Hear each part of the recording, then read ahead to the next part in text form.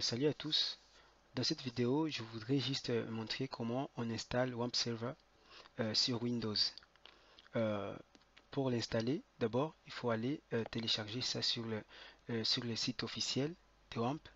Et après, vous allez directement lancer cette application. Moi, je l'ai déjà installé, je l'ai déjà téléchargé. J'ai déjà ça sur les bureaux. Donc, je lance directement l'application. Et une fois lancé,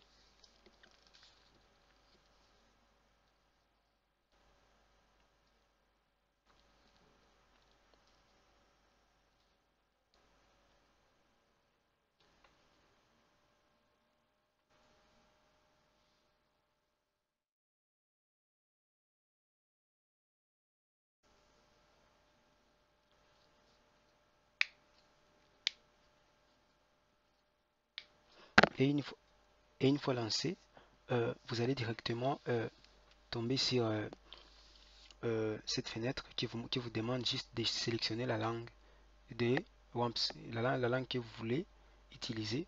Moi, je reste avec l'anglais. On fait OK.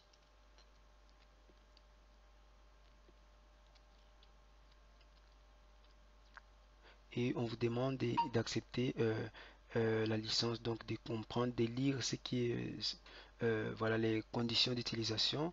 Et après, si vous êtes d'accord, vous faites Accept et vous faites Next. Ça continue, c'est toujours à lire. On fait Next. Et on nous demande d'enregistrer, d'installer ça dans les dossiers, dans les disques C, dans les dossiers WAMP.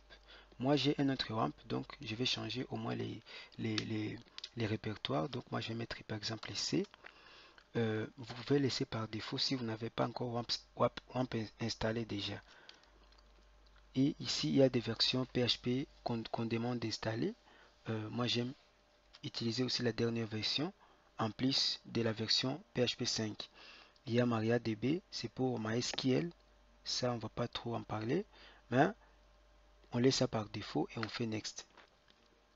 Installer, l'installation déjà a commencé.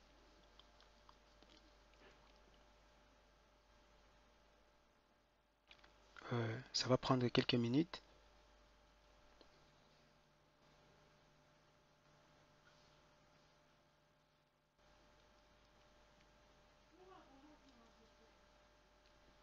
Ok, maintenant à partir de là, l'installation vient de finir, mais on nous demande s'il y a un navigateur qu'on voudrait utiliser par défaut. Par exemple, comme j'ai Chrome, j'ai par exemple Firefox, Mozilla, je voulais changer, je peux faire Yes et sélectionner le navigateur que je veux.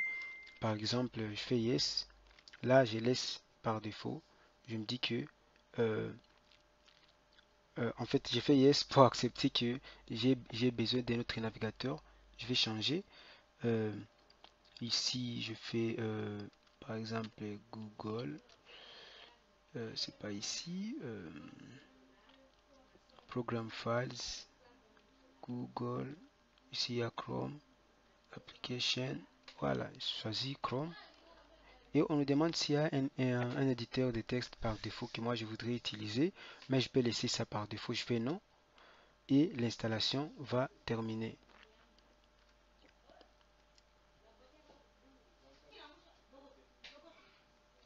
Voilà, l'installation vient de terminer. Je fais Next, Finish et c'est fini.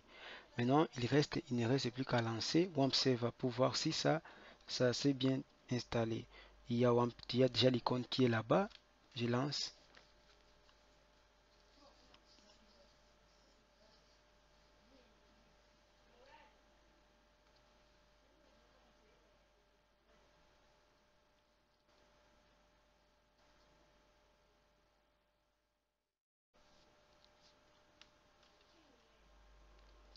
Et quand vous avez lancé WAMP, vous verrez déjà, il y a l'icône qui commence déjà à changer de couleur là-bas. Maintenant que c'est vert, c'était à rouge, c'est passé à orange, maintenant c'est vert.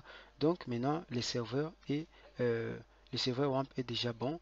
On peut par exemple juste faire un clic gauche ici sur l'icône et aller sur localhost et le navigateur par défaut qu'on a choisi va s'ouvrir et vous verrez déjà, nous avons déjà WAMP installé et ça fonctionne très bien. Alors merci d'avoir regardé cette vidéo et à la prochaine. S'il y a des questions, n'hésitez pas à laisser un commentaire.